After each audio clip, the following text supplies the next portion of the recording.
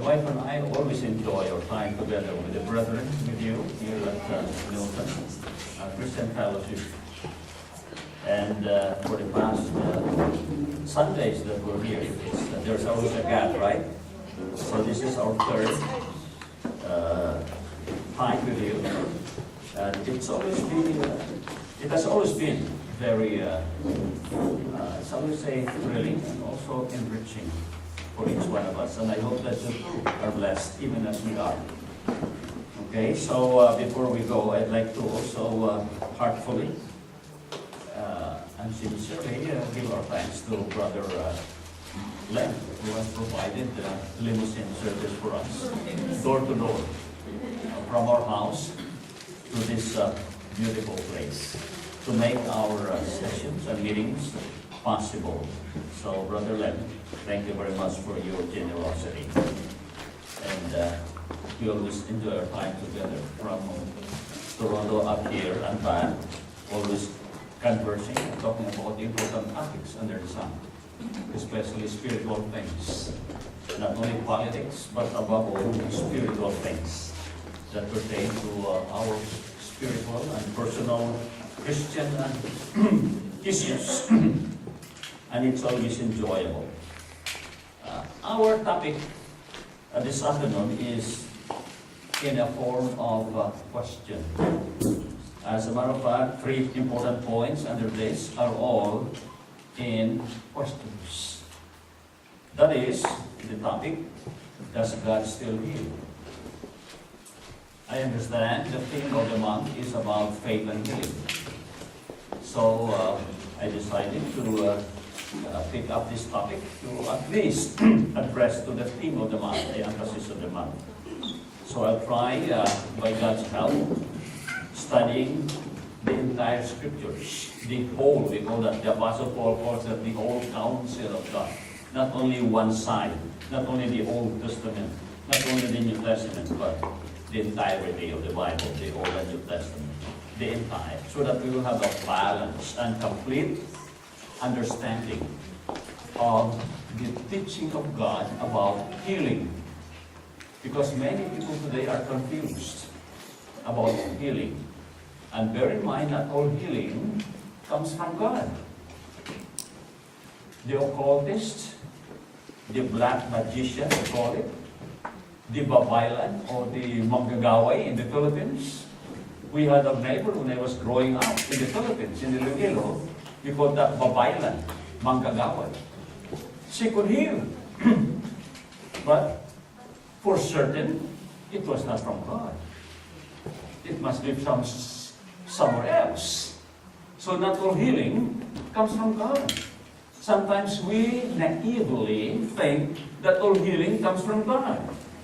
You see, the devil, Satan, is very what?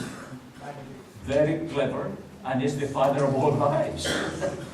For all you know. And the Bible makes it clear too, that Satan has the power to heal. He has not all the power. We call that omnipotent, all-powerful. The devil is not that.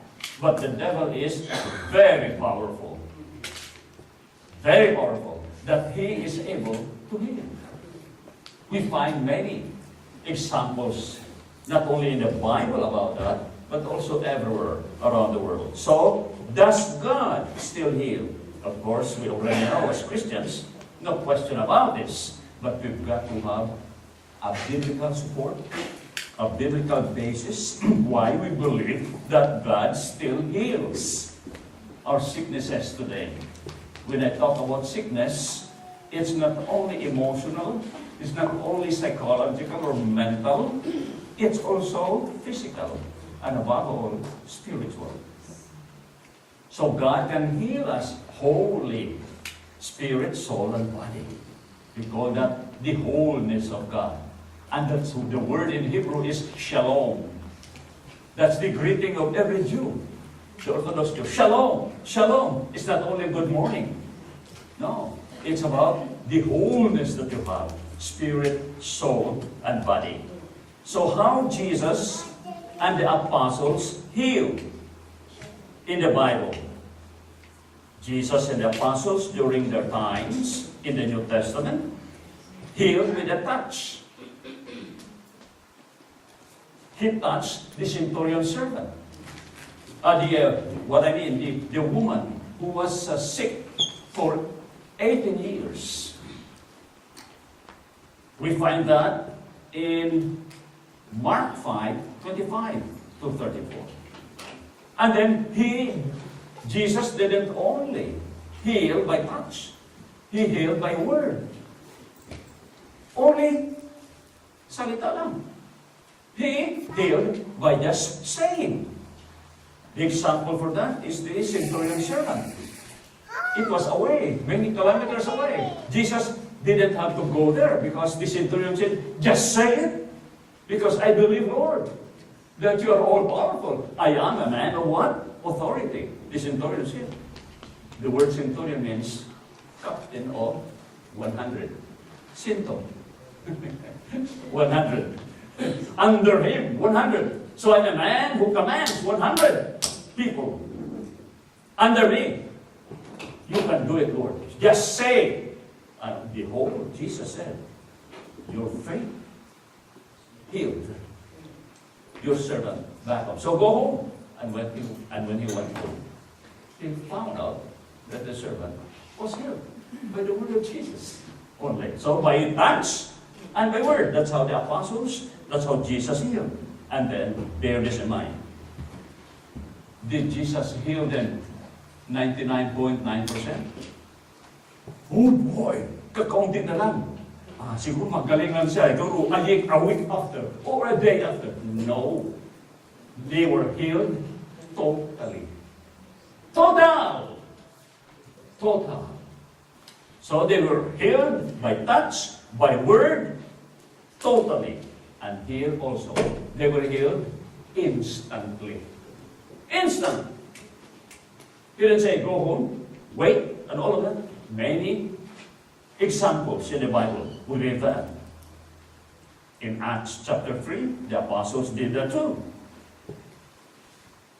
And then, all those who came to Jesus, and even the apostles when they healed, all those sick people who were lining up, queuing, nagpipila sila, waiting for the turn for Jesus to heal them.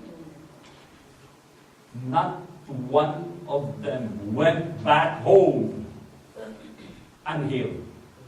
Everyone. Look at the divine healers today in their revival and healing meetings. I attended one when I was researching for this. I attended to see for myself. There are people say, oh, he was healed. Yes. But after the meeting, I followed those people. Oh. Sabi rin siya, sana wheelchair ko naman. Sana aking tungkod. Back home. Not all of them were healed.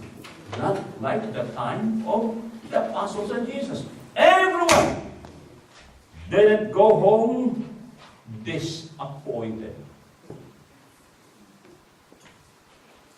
Total. Instant. Everyone.